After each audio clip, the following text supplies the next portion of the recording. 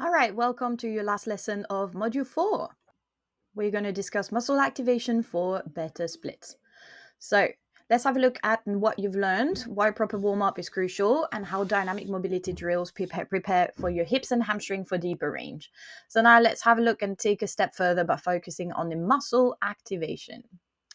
So here we discuss like if you feel wobbly or unstable, noticing back leg lifting off the ground or kind of like the knee bending and struggling to hold active flexibility move in the air, such as when you do moves that require a split up in the air in your aero practice.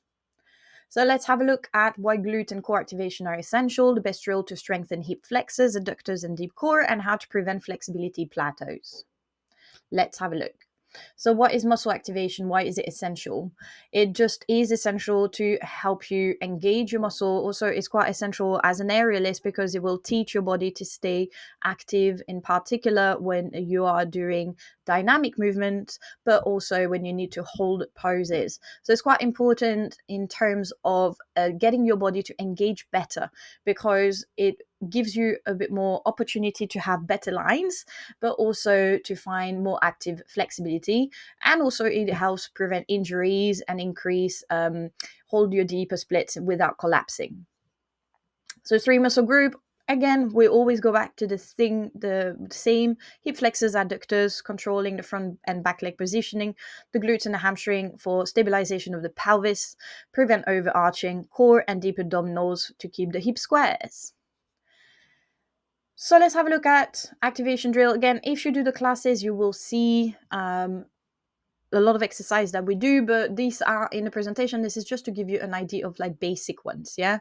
So you can do the banded leg lifts. Yes. So those help with really strengthen a bit more than the regular leg lifts. With the glutes and hamstring, you want to do your glute bridge, and then you're going to start extending your leg forward and holding it up in the air, aligned with the rest of your leg. So this is a very basic exercise, but it actually really teaches you a lot to stabilize. And it's really important for things such as front balance movements as well, because we want to make sure that we stabilize the posterior chain. For your core activation, we can do hollow body holds, which I'm suspecting everybody knows what they are. And for full body activation, we can do isometric split hold with the back foot against the wall. And you press the back foot into the wall to activate the hip flexor. If you don't have a wall or if you don't want to use a wall, tucking the toes under and really squeezing that tuck can also work. So preventing flexibility plateaus, we talked about that. Most people that plateaus only stretch passively, don't train the end range, and the nervous system resists. So you have to combine your activation drills with your isometric hold, combined with also deep breath control. So important. But we will be discussing that in a bit further as well in the next chapters, because those are quite a big part of progressing into your flexibility.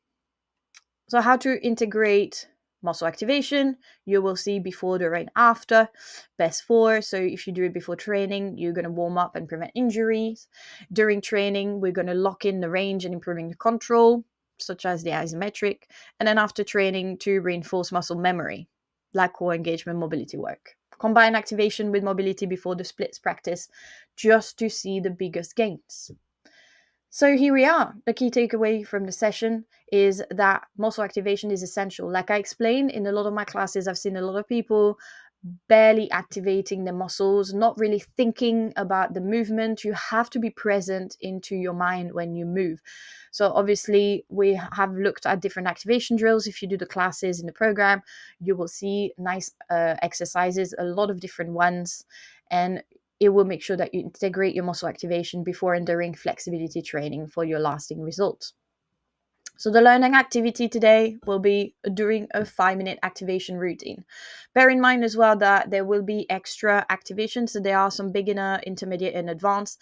They are not flows. They are more tutorials for you to practice and that you can start integrating in your warm-ups. So you can do the sequence that we've just done here and test your splits, or you can also have a look again, pause the class when you watch it, and then after the activation just kind of like compare. All right, we're halfway through, which is great.